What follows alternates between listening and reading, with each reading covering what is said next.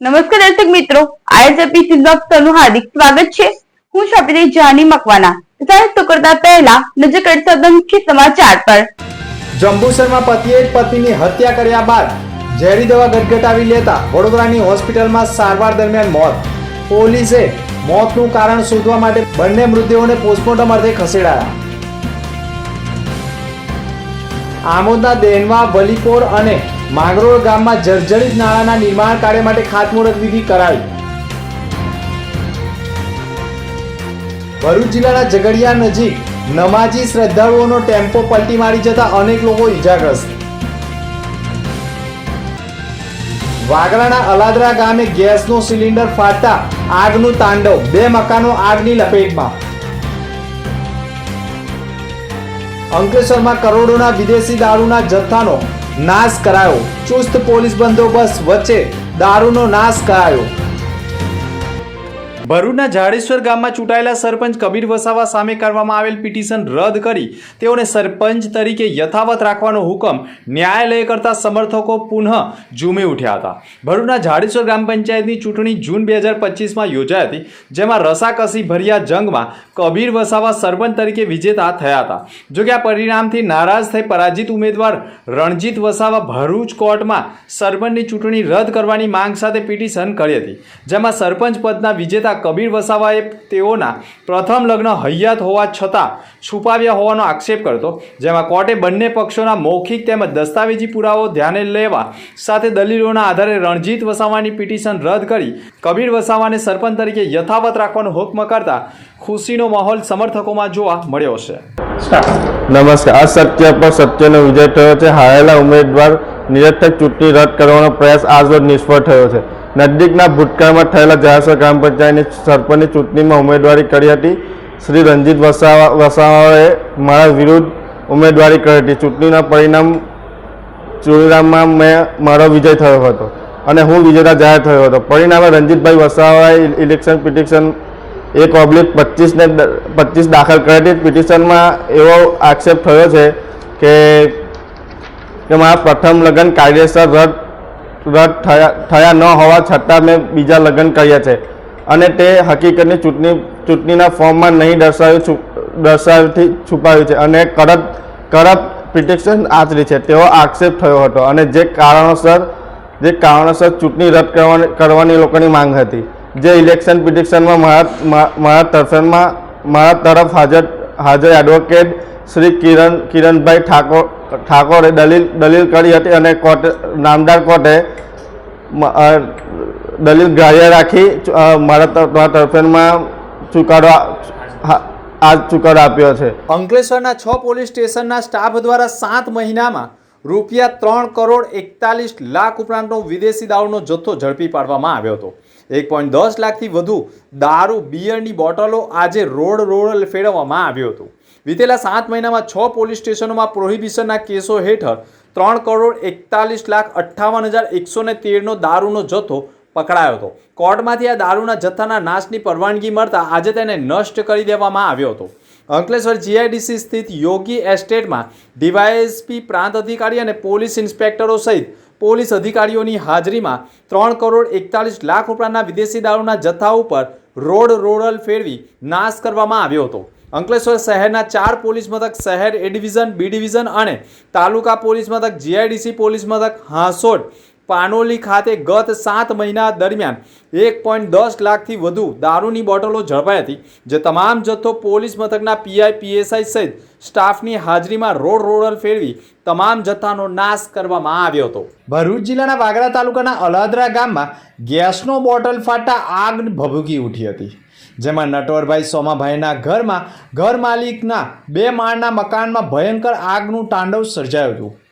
મકાન બળીને ખાખ થઈ ગયું હતું, જેમાં ઘાસચારો અને ઘર વખરી તમામ બળીને ખાખ થતા તથા એક વૃદ્ધ મહિલાને પણ લખવાગ્રસ્ત થતા તેઓને પણ બચાવી લેવામાં આવ્યા હતા। આગનું તાંડવ સર્જાતા આજુબાજુના લોકોમાં પણ ભયનો માહોલ ઊભો થયો હતો। ફાયર ફાઇટરોએ પણ ઘટના સ્થળ ઉપર દોડી આવી પાણી મારવાનું ચલાવવાનો પ્રયાસ કર્યો હતો। ભરૂચ જિલ્લાના જંબુસર તાલુકાના સામોજ ગામમાં આજે એક હૃદયદ્રાવક ઘટના સામે આવી છે। અગ્રમ્ય કારણોસર પતિએ પોતાની જ પત્નીને તીક્ષ્ણ હથિયારથી હત્યા કરી નાખી હતી, જે ઘટના બાદ પતિએ પણ ઝેરી દવા ગટગટાવી આપઘાતનો પ્રયાસ કર્યો હતો, જેથી પતિને સારવાર માટે હોસ્પિટલમાં ખસેડવામાં આવ્યો હતો, જ્યાં તેનું સારવાર દરમિયાન મોત થયું છે. મળતી માહિતી અનુસાર સામોજ ગામમાં રહેતા બુધેશંગ શંકર પઢિયારે પોતાની પત્ની ગીતાબેનની ખેતરમાં લઈ જઈ તીક્ષ્ણ હથિયાર વડે હત્યા કરી દીધી હતી. ગંભીર કૃત્ય બાદ બુધેશંગે ઝેરી દવા ગટગટાવી લીધી, જેને કારણે તેઓની હાલત ગંભીર બનતા સ્થાનિક ગ્રામજનો દ્વારા તેને તાત્કાલિક જંબુસર આરોગ્ય કેન્દ્ર ખાતે ખસેડવામાં આવ્યા હતા. જો કે તેને વધુ સારવાર માટે વડોદરા SSG હોસ્પિટલ ખાતે રિફર કરવામાં આવ્યા હતા, જ્યાં તેમનું મોત થયું હતું. ઘટનાની જાણ થતાં જ વેળત પોલીસ મથકનો સ્ટાફ ઘટના સ્થળે દોડી ગયો હતો. પોલીસ દ્વારા મૃતક ગીતાબેનના મૃતદેહને પોસ્ટમોર્ટમ અર્થે મોકલવામાં આવ્યો છે. સાથે જ હત્યા પાછળના ચોક્કસ કારણો જાણવાના પણ પ્રયાસો કર્યા છે. ભરૂચ શહેરમાં લિંક રોડ ઉપર રહેતા ડોક્ટર અમિત ભગુભાઈ ભીમડાને આયુષ્ય મંત્રાલય દ્વારા આયુષ્ય કોન્ક્લેવ 3.0 જયપુરમાં આયુષ્ય દ્વારા એક જ મંચ પર 150થી વધુ વિશેષજ્ઞ શોધકર્તા તેમજ ડૉક્ટર દ્વારા એક જ વિષય પર દરેક ડૉક્ટરની એનાલિસિસ, થિયરી, કેસે સ્ટડી તેમજ મંતવ્ય રજૂ કરવામાં આવ્યા, જેમાં આયુર્વેદ, હોમિયોપેથી, નેચરોપેથી, યોગ તેમજ કાયરોપ્રેક્ટિકલ વિષય પર સામૂહિક વિચાર તેમજ મંત્રણા કરી વર્લ્ડ રેકોર્ડ એટેમ્પ કરેલ છે. જેમાં ભરૂચના ડૉક્ટર અમિત ભીમડાએ પણ ડેઇલિંગ રૂટિંગ વિષય પર પોતાના રિપોર્ટો તેમજ થિયરી રજૂ કરવા બદલ ડૉક્ટર અમિત ભીમડાને શ્રી બાલમુકુંદજી ધારાસભ્ય જયપુર તેમજ આયુષ્ય મંત્રાલયના MM કુરેશીના હસ્તે આયુષ ગોલ્ડ એવોર્ડ તેમજ વર્લ્ડ રેકોર્ડ સર્ટિફિકેટ એનાયત કરવામાં આવ્યું છે, જેમાં ભરૂચ જિલ્લા માટે પણ ખૂબ ગૌરવની વાત હોવાનું માનવામાં આવે છે. ડૉક્ટર અમિત ભીમડાને પણ લોકો અભિનંદન પાઠવી રહ્યા છે. નવા મતદાર ફોર્મ સ્વીકારવાની કામગીરી સાથે સાથે 2002ની મતદાર યાદીમાં નામ ચકાસણી તેમજ ફોર્મ ન પણ મળ્યું હોય તો નગરપાલિકા તરફથી ફોર્મ ઉપલબ્ધ કરાવીને સુવિધા પૂરી પાડવામાં આવી રહી છે. નગરપાલિકાના મુખ્ય અધિકારી હરેશ અગ્રવાલે જાણકારી આપતા કહ્યું હતું કે ભરૂચની જનતા જો કોઈને ફોર્મ ભરવામાં, નામ શોધવામાં તથા મતદાર યાદી સંબંધિત અન્ય કોઈ પણ મુશ્કેલી પડતી હોય તો આ 2 દિવસના કેમ્પનો લાભ લેવાનું કહ્યું છે. જરૂરી ચકાસણી કર્યા બાદ વહેલી તકે ફોર્મ જમા કરાવવાની સુવિધા ઉપલબ્ધ છે. આ સમગ્ર કેમ્પની કામગીરી મામલતદાર ઓફિસ ખાતે મામલતદાર માધવી મિસ્ત્રીના માર્ગદર્શન હેઠળ અને પાલિકા ખાતે પ્રાંત અધિકારી મનીષા માનાણી, નગરપાલિકાના કારોબારી અધ્યક્ષ હેમેન્દ્ર પ્રજાપતિની દેખરેખ હેઠળ થઈ રહી છે, જેથી શહેરીજનોને કોઈ પણ મુશ્કેલી ન પડે અને દરેક પાત્ર નાગરિક પોતાનું નામ મતદાર યાદીમાં ઉમેરાવી શકે છે. મતદાર યાદી ખાસ સઘન સંક્ષિપ્ત સઘન સુધારણા અંતર્ગત આજ રોજ 29 તારીખ અને આવતીકાલે 30 તારીખ એમ 2 દિવસ નગરપાલિકામાં મતદાર યાદીને લગતો ખાસ કેમ્પ રાખવામાં આવેલ છે. આ કેમ્પની અંદર ભરેલા ફોર્મ સ્વીકારવાનો, સાથે સાથે 2002ની મતદાર યાદીમાં નામ શોધી આપવાનું, તેમજ યાદીમાં નામ છે અને કોઈ સંજોગોમાં ફોર્મ નથી અવેલેબલ થયા તો એ નવા કાઢી આપવાની પણ અત્યારે અહીં અમે સગવડ રાખી છે.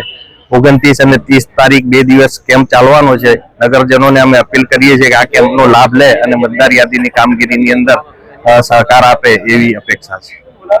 આમોદ તાલુકાના દેનવા, વલીપોર અને માંગરોળ ગામના મુખ્ય માર્ગ ઉપર આવેલા નાળા વર્ષોથી જર્જરિત હાલતમાં હોવાને કારણે સ્થાનિકોને ભારે હાલાકીનો સામનો કરવો પડ્યો હતો.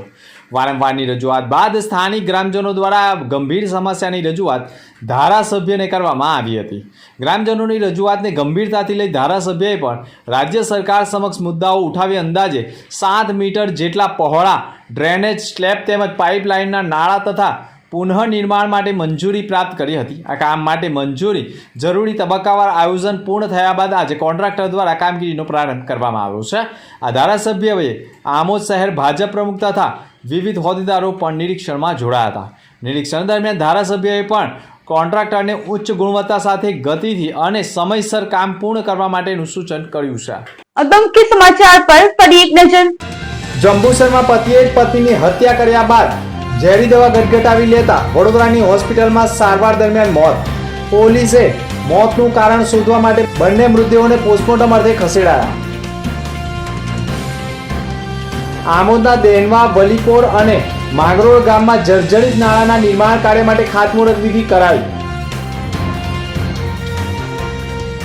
ભરૂચ જિલ્લાના ઝઘડિયા નજીક નમાજી શ્રદ્ધાળુઓનો ટેમ્પો પલટી મારી જતા અનેક લોકો ઈજાગ્રસ્ત. વાગરાના અલાદરા ગામે ગેસનો સિલિન્ડર ફાટતા આગનું તાંડવ, 2 મકાનો આગની લપેટમાં. અંકલેશ્વરમાં કરોડોના વિદેશી દારૂના જથ્થાનો નાશ કરાયો. ચુસ્ત પોલીસ બંદોબસ્ત વચ્ચે દારૂનો નાશ કરાયો.